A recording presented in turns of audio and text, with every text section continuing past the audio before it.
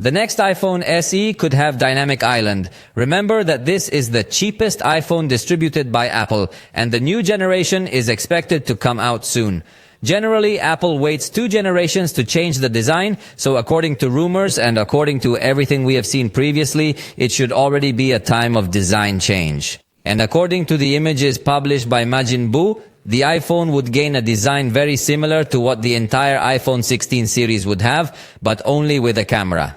And the highlight would be the incorporation of the Dynamic Island. In addition to that, it would be a slightly larger device, very close to the measurements currently offered by the iPhone XR. Its battery is expected to be around 3,279 milliamps.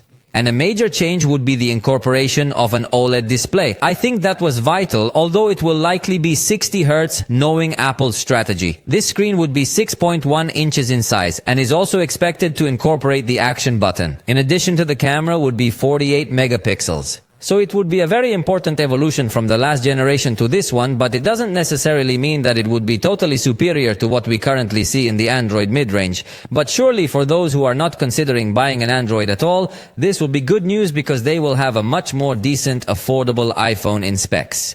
But as I always tell you, remember that leak is not presentation. We still don't know a specific date when Apple might unveil this iPhone, but it should happen this year if everything goes according to what has happened in the past.